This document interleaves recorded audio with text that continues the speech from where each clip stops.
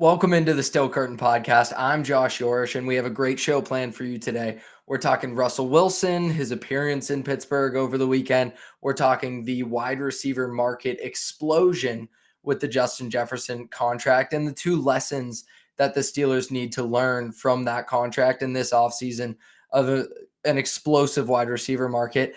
And then we're going to break down the offensive line with the Steelers offseason roster doctor gimmick that we still got going.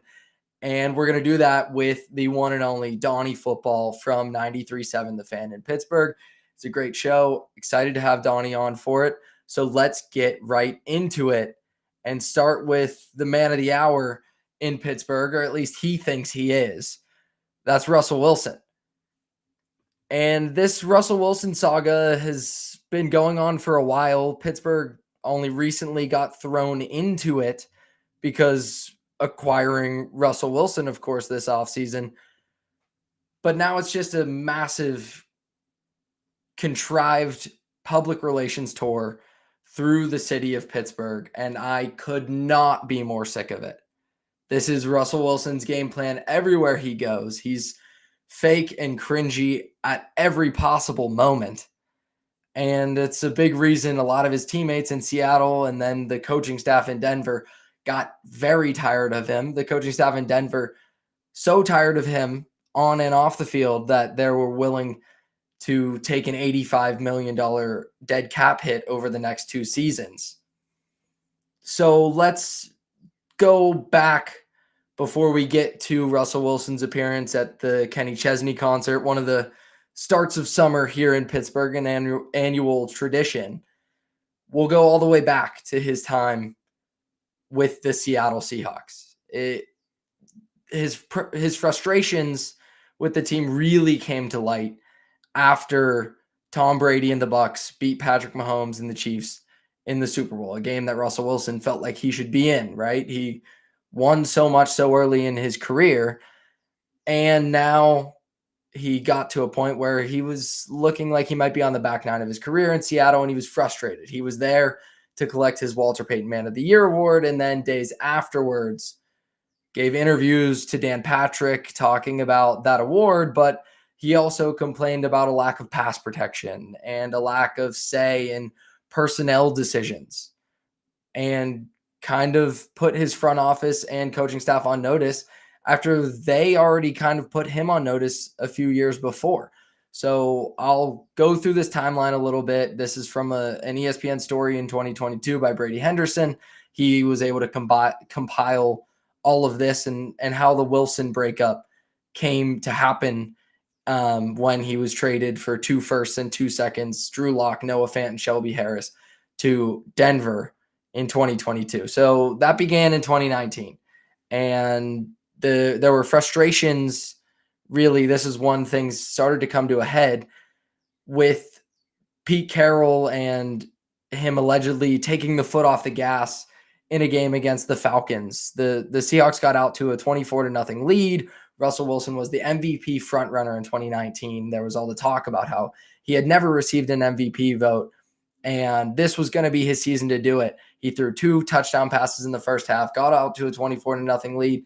Pete Carroll does what he does. He plays defense. He runs the ball. Seahawks win 27-20, and allegedly Wilson talked to reporters after the game and was livid about that because he thought he lost his chance to win the MVP, which obviously is the most important thing for a quarterback in the NFL, winning the MVP, not winning games, not winning Super Bowls, which to his credit, Russell Wilson did. But this infatuation with personal success, personal achievement is something that's been a downfall for Wilson in his career, and it's a reason his teammates haven't loved him. So in 2020, that was the Let Russ Cook campaign. Everyone on Twitter said, let Russ cook. If he throws the ball 40 times a game, he'll be the MVP. He'll be the best quarterback in the NFL. Well, that actually wasn't true, right? They got off to a hot start, 5-0. He only threw 3 interceptions in that 5-game stretch. And then Wilson turned the ball over 10 times in the next 4 games. The Seahawks went 1-3, let Russ cook, which Russell Wilson took the chance to trademark for charitable reasons, charitable purposes, but, never let a marketing opportunity pass you by, Russell Wilson. He turned the ball over 10 times in the next 4 games. They went 1-3. Let Russ cook was dead. They started running the ball again, and the Seahawks, look at that. They won the NFC West that season. The frustrations even go before that. They go back to 2017 when Seahawks GM John Schneider went to Patrick Mahomes and Josh Allen's pro days. They were a little bit worried about Wilson's deteriorating mobility and how long he'd be able to be an elite quarterback in the NFL. They were worried about that in 2017. We're in 2024 now. The Seahawks, who were as close to Russ as anybody, were worried about that a long time ago. And Schneider obviously has a background in Green Bay where they drafted Aaron Rodgers to develop under Brett Favre. So they weren't going to kick him out the door until the next year. They wanted to kick him out the door, and they considered a trade with Cleveland, who had the number 1 overall pick in the 2018 NFL draft. They offered Wilson for that number 1 pick, and Cleveland said no. So the Seahawks were frustrated with him. Wilson was frustrated with the Seahawks, but it's always comes back to being all about Russell Wilson and what he wants, his personal achievements, his personal accomplishments. Like when Richard Sherman talks about how he was teammates with Russ in Seattle and he had to go through Russell Wilson's agent to get a hold of his starting quarterback. He couldn't just send him a text. That's how Russell Wilson operates. And then he had his own office in Denver. We know all about that story and how things torpedoed once he got there. And yes, not all his fault, but this is the self-centered guy that Russell Wilson is, even though his PR tour, which we'll get into more, shows I'm all about the team. I'm all about Pittsburgh. I'm all about the Steelers. His history does not say that. In 2021, we're back up to around that Super Bowl. Wilson told Adam Schefter he'd waive his no trade clause, which he had put in the contract after the Seahawks considered trading him for that 2018 number 1 overall pick. He'd waive it to go to Las Vegas, New Orleans, Dallas, or Chicago, but that he hadn't requested a trade. So he went to the media and said, I haven't asked for a trade, but if I did ask for a trade, these are the teams that I'd be okay going to. Because he tries to protect this image of a team-first guy when that's just not the reality at all. Then he finally gets to Denver, finally gets his way, gets his own team. He can run the offense he wants to. He can do what he wants to. He signs a 5-year, $243 million contract that ran from 2024 to 2028. He was cut before that really ever even kicked in. Denver took a $53 million dead cap hit this year and $32 million next year to get rid of him. $85 million is more than twice the previous largest dead cap hit in NFL history.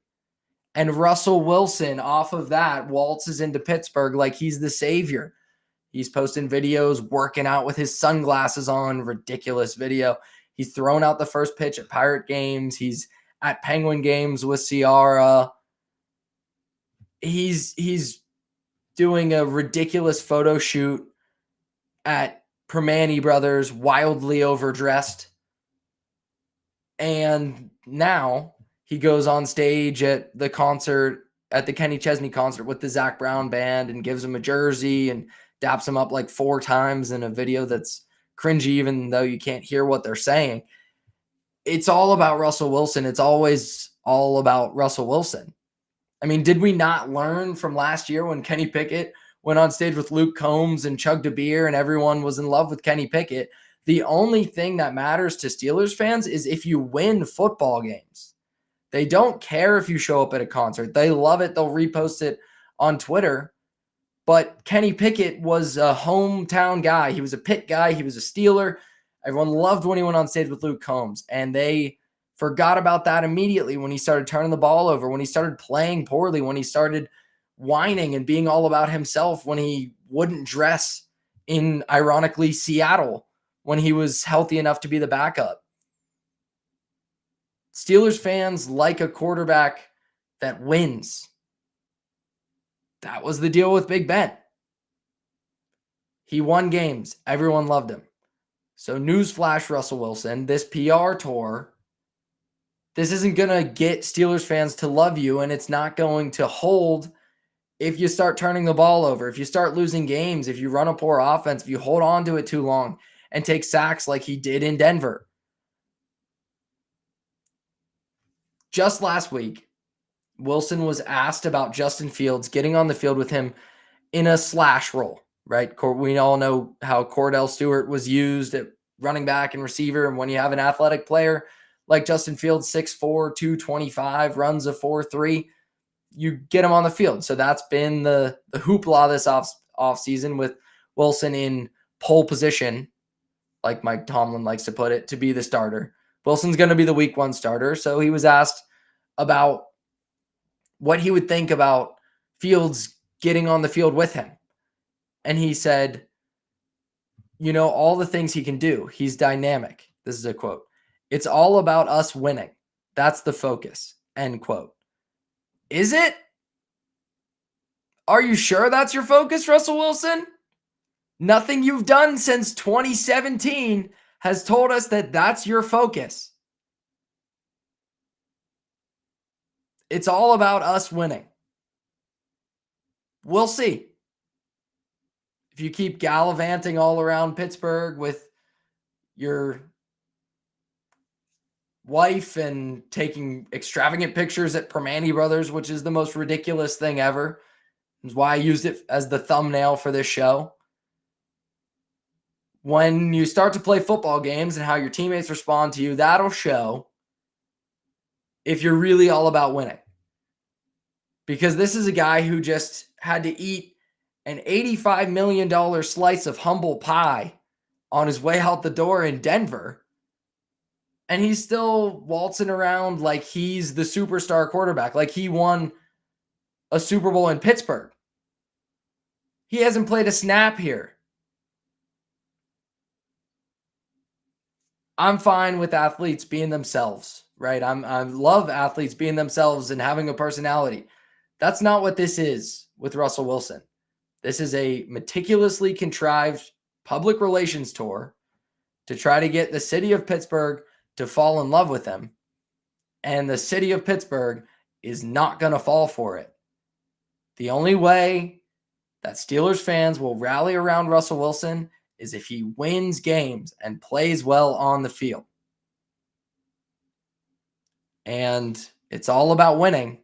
For Russell Wilson, it hasn't been all about winning for a really, really long time.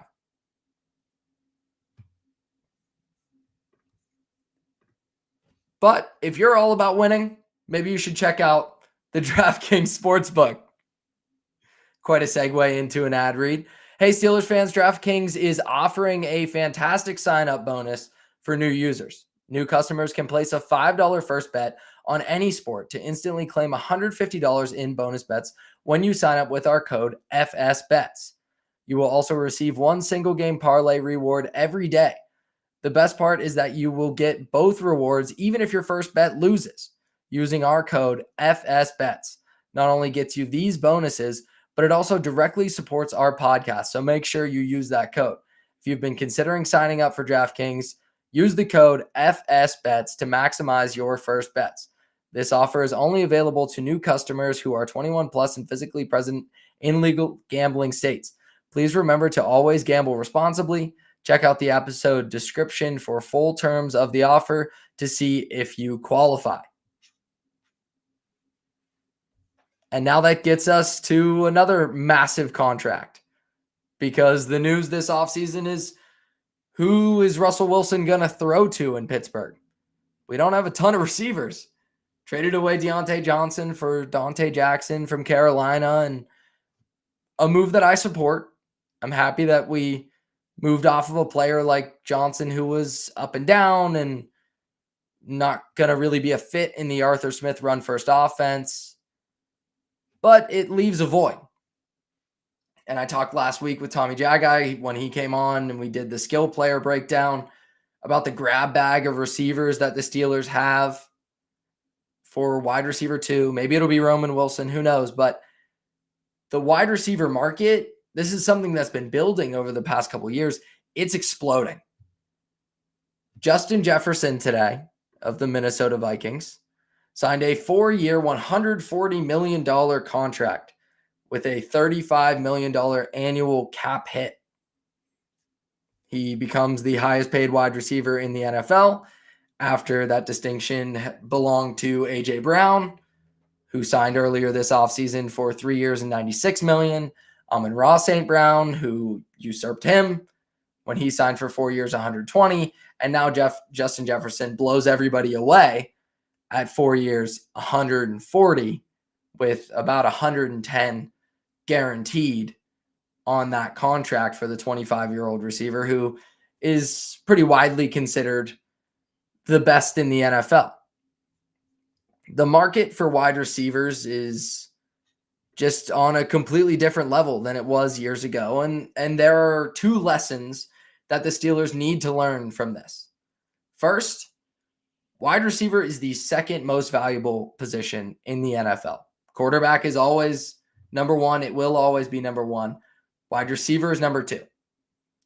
The second lesson to learn is to always pay your extensions early. If you know you want to keep a player, pay them. Don't wait. The Eagles do this constantly.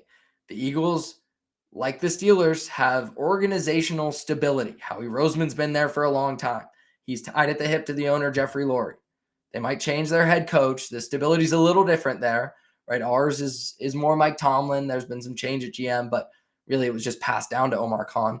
Regardless, organizations with stability that are willing to pay players. The Eagles paid A.J. Brown early, and now it looks like a steal, right? It's a huge contract that they gave him this offseason, but they were first. They were first to the table to pay it, and he's making 32 over the next 3 years, while Jefferson's making 35, and St. Brown has an extra year on the back end. The Eagles did a great job with that extension. They always do. The Steelers need to keep that in mind going forward when they have star players. Next year, George Pickens is going to be up for an extension. Do it early. If you're sure about the guy, you know he's your wide receiver one, then pay him. Don't wait. Because you know who waited? The Cincinnati Bengals waited. And now they're going to have to give Jamar Chase a giant contract, probably even bigger than Justin Jefferson's. They're a cheap organization. They want to see how it goes, right? We even saw this with an organization that isn't cheap at a different position. The Cowboys won't pay Dak Prescott. They always wait until his franchise tag or he's about to hit free agency, and then they have to pay him a ton of guaranteed money when he's not even maybe he's a top 10 quarterback, but he's not top 5, never has been. Pay guys early and you get a good deal on them. So that's the first lesson that the Steelers need to learn. And the second one is that wide receiver is the second most valuable position in the NFL. And good teams, almost all of the good teams, Eagles excluded from this, invest either in the quarterback or in the wide receiver. The Chiefs had Tyreek Hill and Patrick Mahomes, and they won a Super Bowl with both of them. When Mahomes was a little cheaper, the contract kicks in.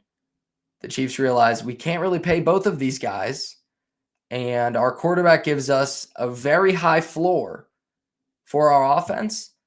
So let's trade Tyreek Hill and fill in the wide receiver spots around Travis Kelce, who is an anomaly in this situation because he's an elite wide receiver making tight end money for reasons that are really hard to understand. And I'm not sure why Kelce doesn't hold their feet to the fire a lot more for a lot more money because he could get it. But regardless, we saw them move on because they said we have one or the other. Obviously, we're going with Mahomes. The Bills had a cheap quarterback in Josh Allen who they believed in, and they traded and got Stephon Diggs. When Josh Allen's contract got too cumbersome this offseason and Diggs started to decline, that's a factor as well, they traded Diggs to the Houston Texans. The Houston Texans have a rookie quarterback, CJ Stroud, who they love, who's cheap, so they can trade for Stephon Diggs. You get one or the other in almost every circumstance. It was the same when Tyreek Hill went from Kansas City to Miami. Mike McDaniel believed in Tua, wanted to put a great wide receiver around him. So he went and got Tyreek Hill and also Jalen Waddle, who also got paid this offseason. We're even seeing it in Minnesota. They paid Kirk, had Justin Jefferson cheap. Then they let Kirk go because they needed to pay Justin Jefferson. He's the better of the two. Right now, the Steelers don't have a rookie quarterback. They have an even better bargain than that, regardless of my thoughts on Russell Wilson and whatever you think Justin Fields is going to be. The Steelers will have a cheap quarterback this year. So it allows them the flexibility to really invest in wide receiver. And since we passed the June 1 date, which is such an important one in the league year, where you can start to see a little more movement among players, that brings up the question about Brandon Ayuk. He's also due an extension. He is also the type of player that would command money like Justin Jefferson. Maybe not going to pass Jefferson, but that's the benchmark now. He's going to want upwards of $30 million a year. And if he gets his way and gets a trade out of San Francisco, he's going to get it from whoever invests that draft capital to pry him out of San Francisco. The 49ers set themselves up with some flexibility to do that, to move on from Ayuk. They drafted Ricky Pearsall in the first round of the draft. They have Deebo Samuel still. They drafted Ronnie Bell last year. They just paid a little extension to Juwan Jennings. So they have some options. They could move Ayuk. The Steelers have a tough decision to make. Because on one hand, you have a cheap quarterback, which means you should pay the wide receiver. That's how you become a contender. That's how you put together an elite offense. Miami taught us that. Buffalo taught us that. Right? All these teams that invest in receiver when they have a cheap quarterback. The Texans are going to teach us that even more. But there's a caveat to the situation in Pittsburgh. Russell Wilson is not the long-term answer. It's not like having CJ Stroud. It's not like having Josh Allen, who you know is going to be your franchise guy, who you know you're going to pay. Not having Patrick Mahomes, nothing's having Patrick Mahomes. So it's harder to make that commitment because what could happen for the Steelers if they trade for Brandon Ayuk, which I wouldn't hate. I'm fence sitting a little bit because I can see it both ways. I can see if you trade for Brandon Ayuk, okay, you think you're a team that can win. You're spending the most money in the league on defense. You have TJ Watt. He's elite. You still believe in Cam Hayward. You got Minkah Fitzpatrick, elite player at multiple levels of the defense. Joey Porter Jr. is going to be even better. You think your defense can compete. You add Ayuk. Maybe this team can win a playoff game. Maybe it can win two. I can see that argument with a great supporting cast on offense, a rebuilt offensive line, which we'll get into with Donny Football in just a moment. But then there's the issue of who do you have playing quarterback next year or the year after? Because it's probably not going to be Wilson. It's probably not going to be Fields. Even if they're decent this year. It's going to be harder to justify that. So if you're paying $30 million a year to Brandon Ayuk, you're pricing yourself out of the Dak Prescott market. And you're saying our avenue to get the franchise quarterback is the draft. So we have a cheap guy because we're paying the wide receiver. It limits your flexibility, your optionality in the offseason. And that's why I could criticize that move. I see it both ways.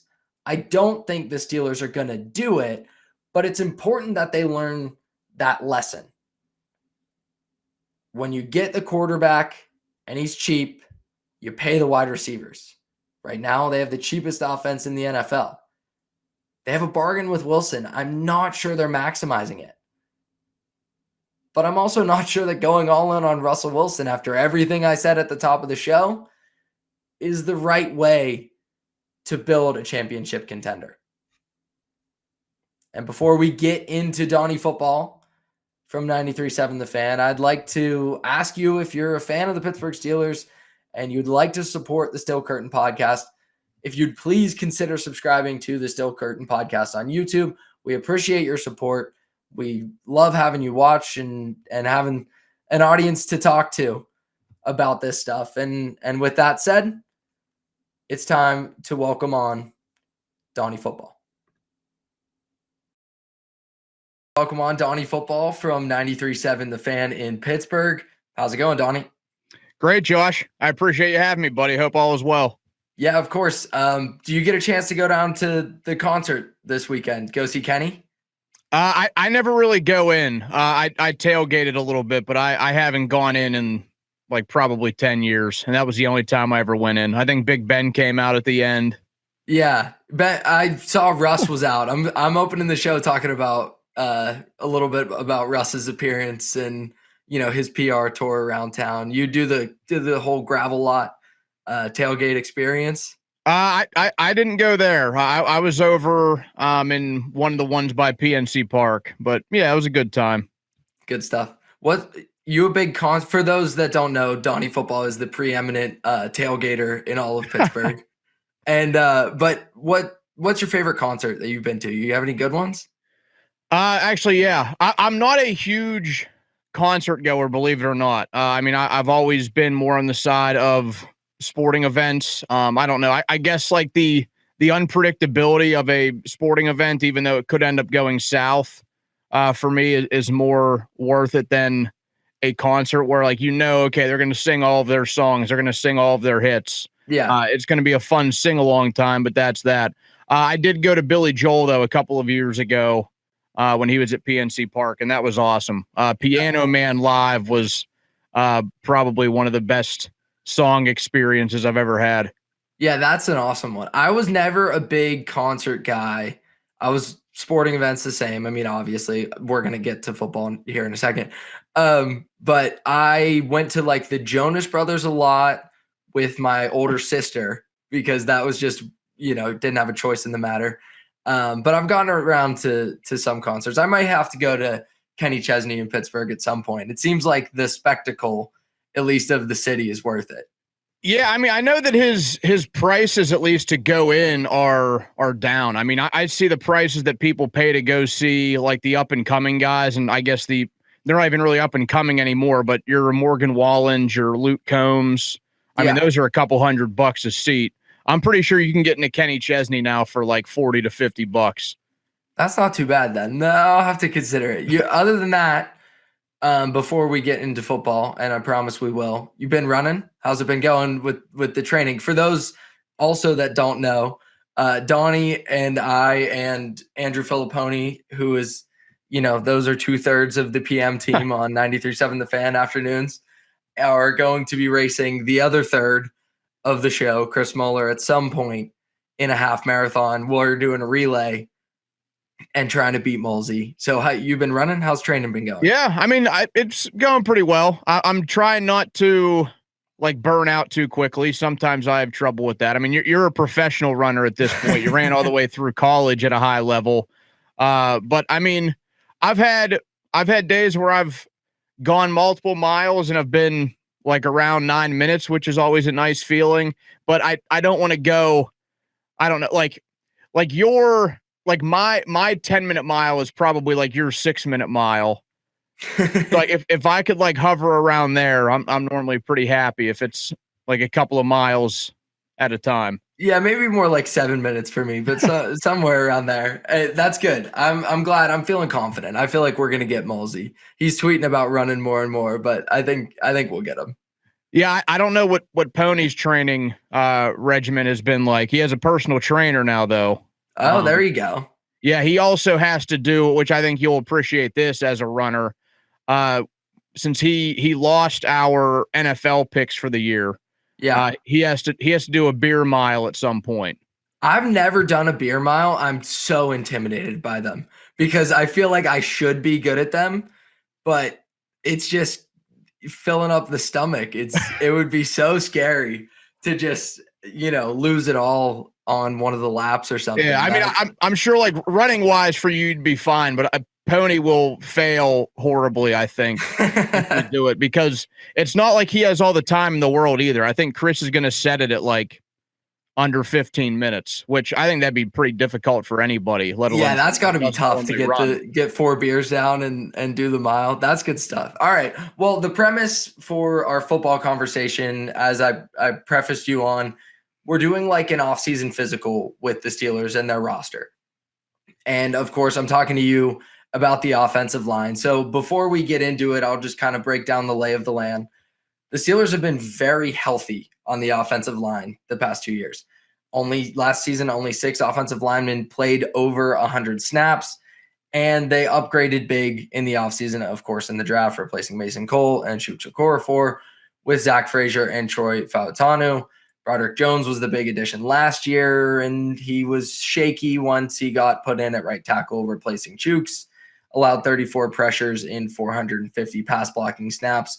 And the big problem, of course, was on the other side, Dan Moore Jr., who allowed 56 pressures in 580 pass blocking snaps. That was the 5th most in the league.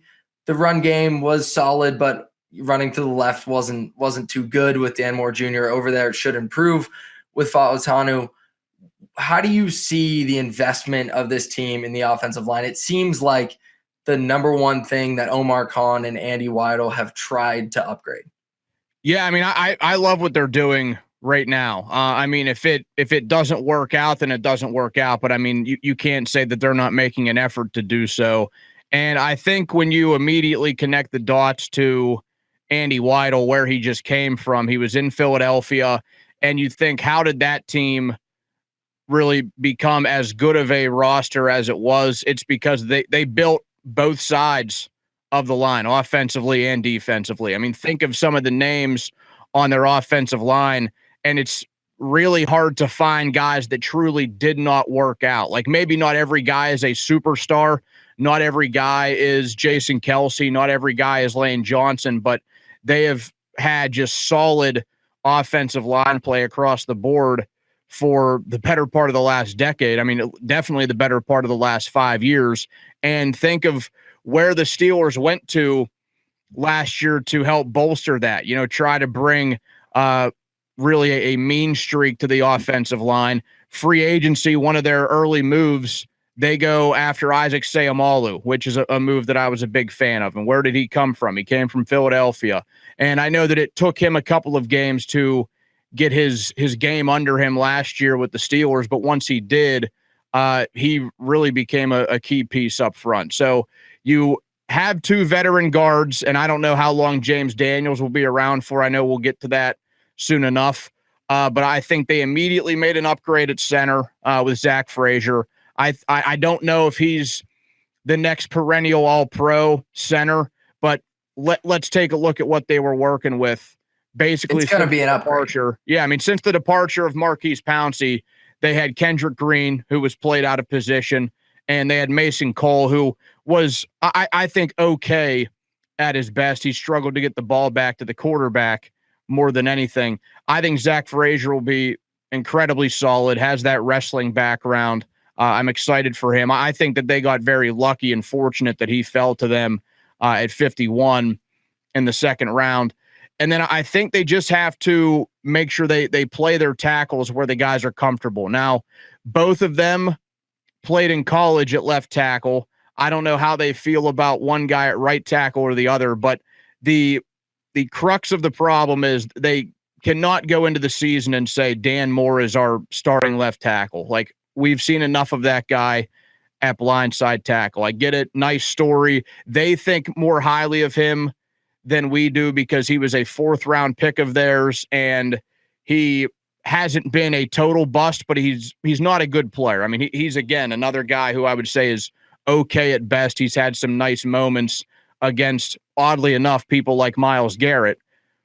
He can't be their left tackle going forward. I know that he has had refusal to play right tackle, but I think you have your 2 bookend guys for the next decade, and I think you have your man in the middle for maybe the next decade. And then they drafted another guard too. I mean, they went super heavy at offensive line in this draft, which it's hard for me to complain about.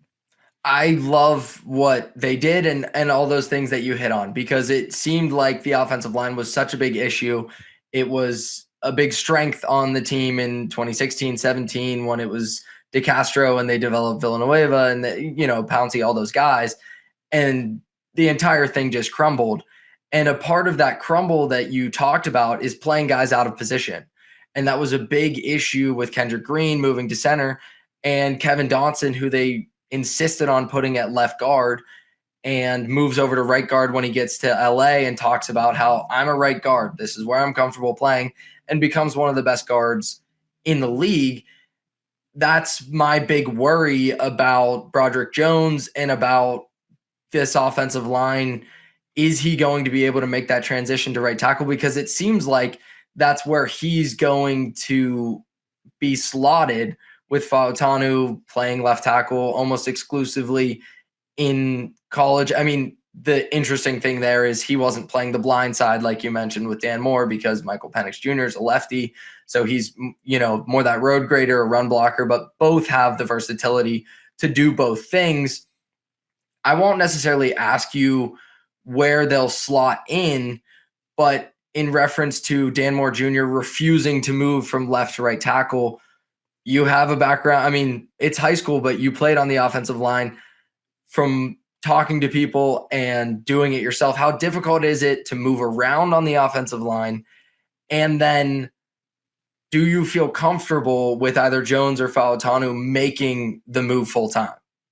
Yeah, I mean, I guess it's like a case by case basis. Like I knew guys in college that would move all around. I mean, I knew one of the best offensive linemen whenever I entered Waynesburg, and probably one of the best offensive linemen since then in the last 10 years. He was a guy that played both tackle positions and center at one point or another, like for a full season plus in his 4 years there. And, at that level, he didn't seem to have an issue moving around. I think it just shows like overall versatility, which we know that Fautanu actually has that, which is why I think he could actually be the guy that's easier to move. Because going into the draft, the big thing with him, first off, he was listed by a lot of people as an interior offensive lineman. Like a lot of draft nicks saw him and processed him as a guard. There's worries about the length there. Yeah, and I think he will play tackle. The Steelers are confident he will play tackle. That's all he's really worked out at since the Steelers drafted him in April. I think it's easier for him to maybe move because it just seems like he has that ultra versatility up front that he could go onto either side. So that's their big thing to deal with those two guys leading up to the season. Just really figure out which guy is more comfortable out of position, even though Fautanu started 40 games at left tackle for Washington, and Jones had far fewer starts, but he was still a left tackle when he was at Georgia.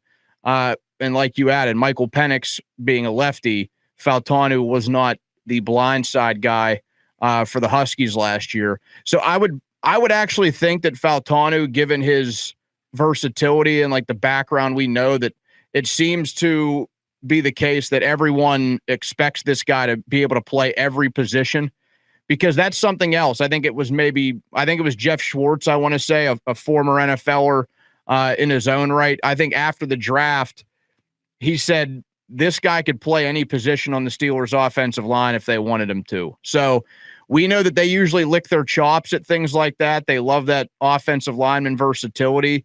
If they have a chance to get this guy in at right tackle, move Broderick Jones back over where he's comfortable, I think they're pretty set.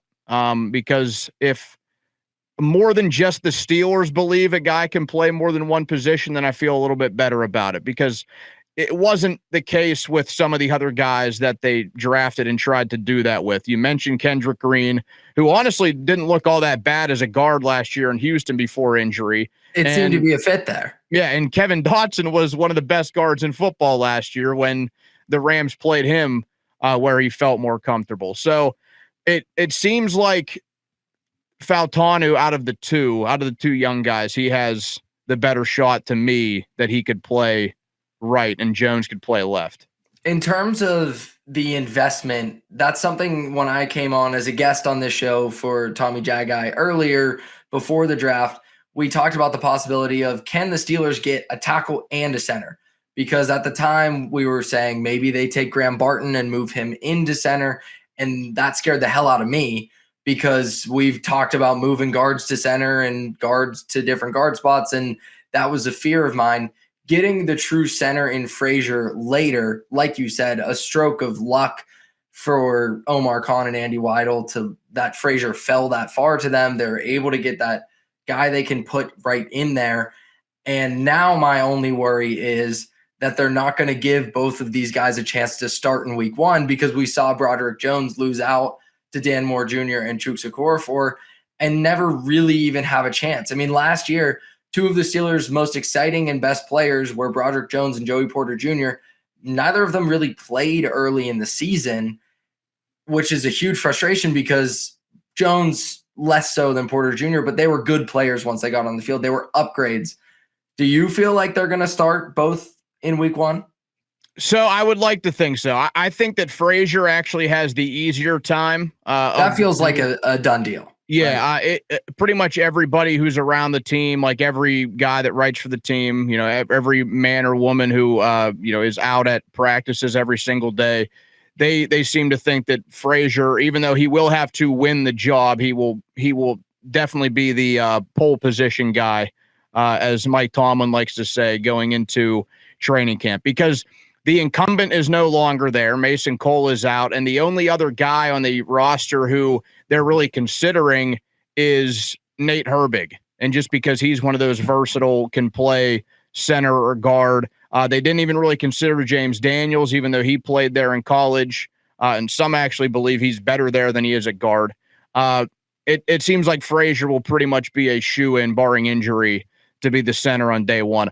I also do actually like the odds of Fautanu getting in there early and starting week one, because the main difference, at least to me, between he and Broderick Jones was that Jones, they could make the argument, the Steelers, that he was a little bit raw and he needed to get used to the NFL game. Fautanu started almost 50 games in college at multiple positions, mostly at left tackle, but still mostly at a tackle position. The dude was on a national championship team. He started, I think, 28 games at left tackle the last 2 seasons. He's not a guy who just started one season at tackle and the Steelers can make the case, well, we want to work him into being in NFL game shape. Realistically, he almost played a full NFL season's worth. Yeah, Washington played last year. They played 15 games. He started all of them. So that's where I like his chances more so than what we saw of Broderick Jones last year. Fautanu in his career, just to have those numbers for you, 2,155 career snaps at Washington, 2,037 of them came at left tackle. So just almost exclusively a left tackle. That even dates back before Michael Penix Jr. got there. So he was the blindside blocker before that in Washington's offense. And then, kind of a strong side, more run guy. So like you said, he can do everything. You hit on James Daniels, and that's where I want to go next. I told you that we wanted to talk about the boom in the guard market and with the Steelers, the salary cap situation, because obviously we're kind of breaking down the health of this position group long-term. It looks good because of the draft investment. The one concern is that obviously Dan Moore Jr., Nate Herbig are UFAs after the season, but James Daniels is the big one that's of concern, who will be an unrestricted free agent. They drafted Mason McCormick in the 4th round to potentially address that. Daniels this year, an $11 million cap hit. That's the 12th highest of a guard, which honestly is not that bad because he was much higher on that list until this offseason. So there was a massive boom in the guard market. When Daniels signed in 2022, it was 3 years, $26.5 million. Sayamalu came in 2023, 3 years, $24 million. In the 2024 offseason, 6 guards signed bigger deals than Daniels, 3 for 26.5. That's Robert Hunt, 5 for 100 for the Panthers. Landon Dickerson, 4 years, $84 million for the Eagles. Damian Lewis, 4 years, $53 million for the Panthers. Jonah Jackson, 3 years, $51 million for the Rams. Kevin Dotson, 3 years, who we talked about, 3 years, $48 million for the Rams, and John Runyon, 3 years, 30 for the Giants. I have concerns about what James Daniels' next deal is going to look like, because while he's entering his third contract, he's still going to be 27 years old. He's entering this year at 26 years old. He'll be 27 next season when he's up for a big payday. The market just exploded. Yes, the cap is going up. They can afford to pay a guard and maybe overpay, if you consider it that, a guard to keep him around, keep stability with those young guys, because your bookends are cheap, your quarterback's cheap, and you're spending the least amount of money of any team in the NFL on the offensive side of the ball. What worries me, at least in terms of giving him an extension this offseason, is you want to keep some flexibility, because you still don't have a quarterback. And what if that's Dak Prescott who comes available in free agency, somebody like that? Do you want them to lock up Daniels? Do you think the price will be prohibitive after this boom? How do you see kind of that guard market, and specifically to the Steelers? I honestly think this is probably just the last season we'll see of James Daniels as a Steeler, unless he has a very mediocre season and they think, well, we can bring him back for another year or two. But this is a player who, like you said, he's still so young to where he'll be entering contract number 3 at 27, 28 years old. He has a chance to make himself a lot of money, and I hope he does. And I hope that means he plays well for the Steelers. But they did do a smart thing by drafting yet another offensive lineman. I mean, people could say it was overkill, but it might end up really working out for them in the long run, because McCormick, a small school guy, I don't know how much you look into those RAS scores, the athletic love to look scores. at them. Don't always know what they'll translate to in the NFL, but I love looking at a nice RAS score. Right. I mean, and he, based on everybody the Steelers picked, I think he had the highest one of anybody. He had like a 9.96, like an absurd number for Mason McCormick, who they got in the 4th round. I do think that they look at that as, you know, James Daniels will probably price himself out of here, and we will want to make some more moves on this offense, but I don't know if they necessarily come at the guard position, because like you said, I mean, not only do they have very little money tied into the offensive line, they have very little money tied into the entire offense. You have a quarterback who's getting paid by another team. Justin Fields will be a free agent next year as well, depending on what they do with him. No receiver that's really tied down, but maybe they do make a move there. I know that that's a different conversation since now we're past June 1st. I think McCormick is the plan for the future. I think that after this season that we could be looking at a Steelers offensive line that has 4 dudes that are either in years 1 or 2, 3 of them being just after year 1, and then Isaac Seumalo as the lone long-term veteran. And to be honest, if that's the case, I'm not going to be very upset or all that worried about the offensive line. If the 2 rookies work out even close to the way we think, and Jones ends up feeling comfortable, slide McCormick in there. I trust that an offensive line with a veteran like Seumalo, who a lot of people think very highly of around the league, both for his leadership and his on-field performance, I'd feel pretty good about that. So I'm guessing that this year it'll just be the last year of James Daniels in Pittsburgh, a nice little pit stop for him, and he goes off to make some dough following the 24 season. I agree with what you say, because I think that seems like the obvious plan and probably the right way to proceed. It just worries me that we continue to kick the can down the road on offense and aren't paying anybody, because eventually if you miss on a pick, say McCormick doesn't work out, then we have to overpay to try to fix that problem in free agency, when there didn't need to be a problem in the first place, considering what you're spending on that side of the ball. But I mean, if you have a 4th rounder with a relative athletic score that's one of the best in the entire NFL draft, he develops that raw ability in a year of tutelage on the bench, and you don't even really need to bring him in because you have Herbig as your primary backup at guard. I love the plan, and that's why, you know, obviously the gimmick here is off-season physical for the position group. I would say they're in great health, right? This looks like the best room on the team in terms of the investment that the front office has poured into it, the young talent that's there, and the salary cap situation, because they signed those deals for their guards before the guard market exploded.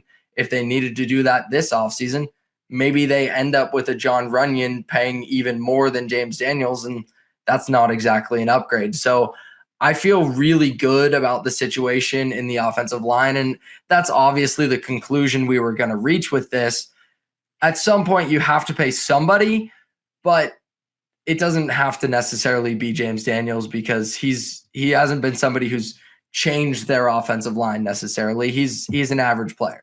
Yeah, they've also even at the tackle position, they have never really held like blindside tackle, left tackle in high regard. Like we see historically around the league, one of the highest paid players in every team is that left tackle.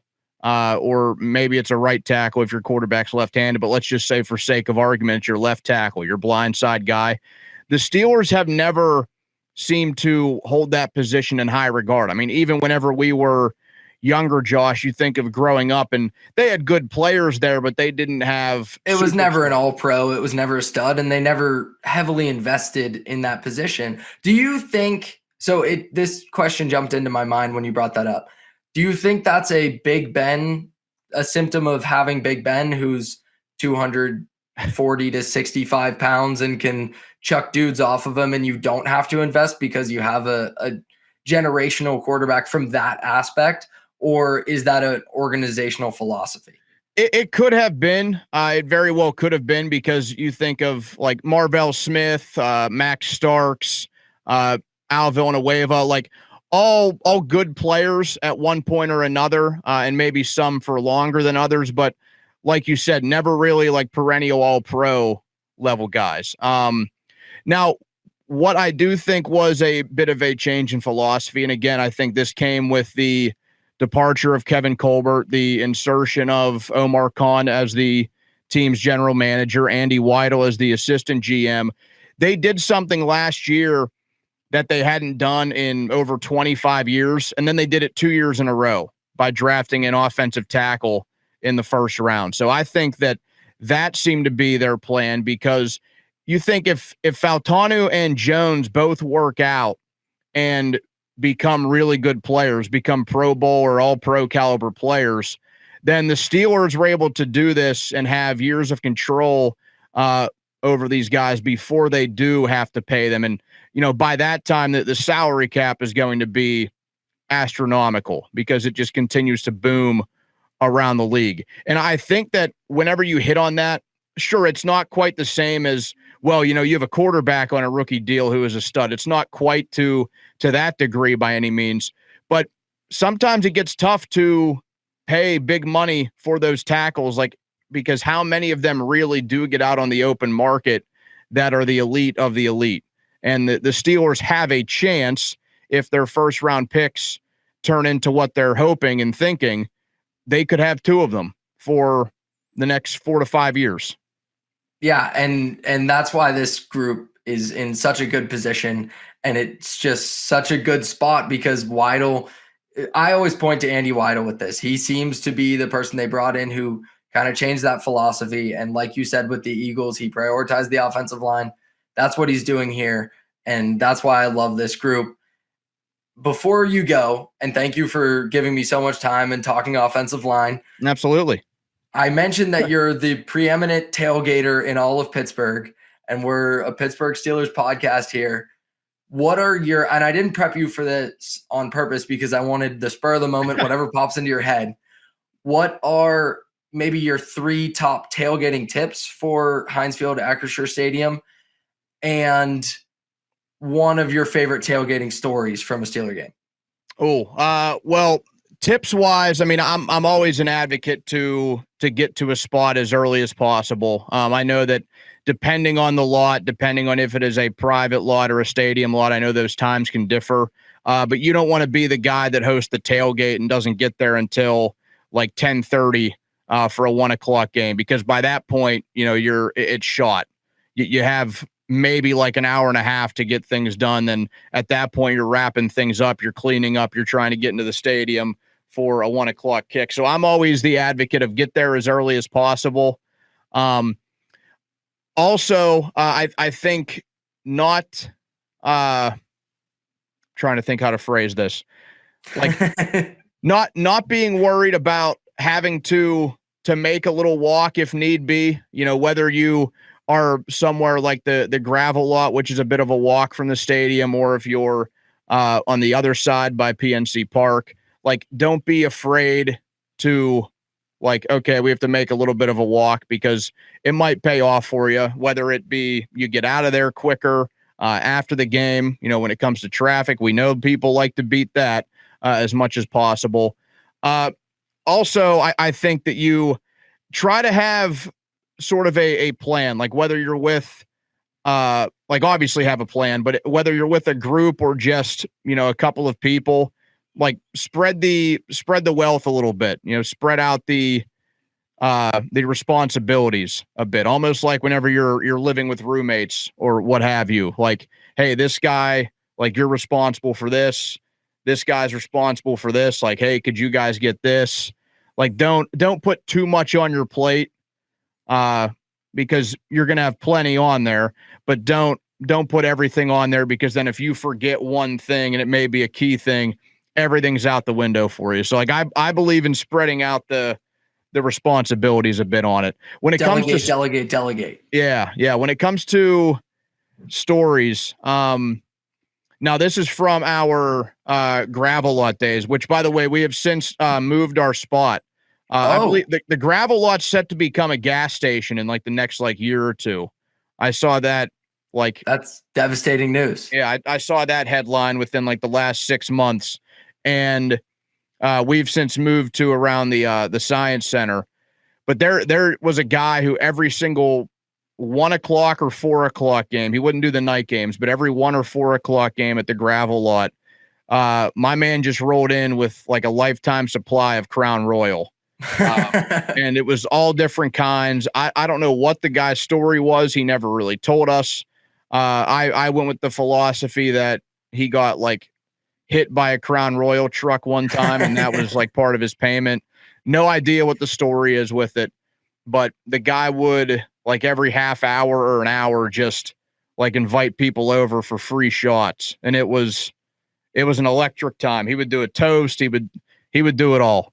Oh, that's fantastic. Rotating flavors. Has he got the Crown Apple worked in? Yeah, man, they had like all of them. You had like your vanilla, the apple kind, like the just like OG, like Crown Apple kind. I don't even know how many they have now, but they had like all of them. They had them all lined up, like real nice, like on a table, and they would have people like going around, like serving them. The shots weren't big, but at the same time, like, you can't complain. They're free. Yeah, you're getting a free shot. You can't, beggars can't be choosers in that situation. That's good stuff. I've tailgated one Steeler game. That's it for me. I want to do more, obviously. I only have one under the belt. I haven't gone to many Steeler games. The two that I've gone to, regular season games, the coldest game in Heinz Field history when the Browns clinched their winless season, and it was in December against the Bengals, Pickett's rookie year, also incredibly cold. Mm-hmm. So I need to get to a warm weather game, and that way fireball shots aren't what's keeping me warm and keeping me going through the tailgate. Well, if you go to any this year, hit me up, buddy, because we'll be out and about. Have you ever gone to a Steelers road game? No. Your trip. Did you decide on where your trip? Everyone, for context, Donny and all his buddies go on a road game trip every year. Have you decided where it is? I think we're gonna finally pull the trigger on Vegas. I think that's what I was hoping to hear. I think it's a now or never kind of situation. That's awesome. We're gonna. Hopefully some of us have like families in the next few years. Who knows when after this year when they go to Vegas next, because it's 2 years in a row. You got to do it now, I think, or we're going to run into some trouble. But I highly recommend, if you can get to any Steelers road game, it's a pretty cool experience. Like, yeah, you'll get you'll get stuff from the home crowd, I'm sure, depending on where you're at. But I think it's a lot of fun no matter where you go. Yeah, that sounds worth it. That's on the bucket list for sure. I'll have to make a trip out to the tailgate. Thanks for coming on, Donnie. Thanks for giving me your time. It was fantastic. Have a great show today and 2 shows today. Donnie will be on at 2 with the PM team as always. And then after that, 6 to 10:30 on his solo show. Thanks for coming on. Absolutely, man. I appreciate it.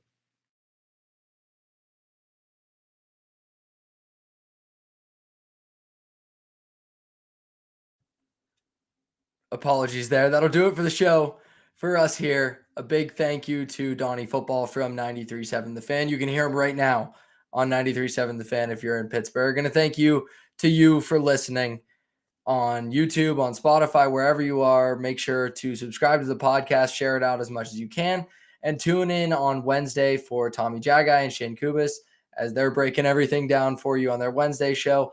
I'll talk to you next Monday. And as always, go Steelers.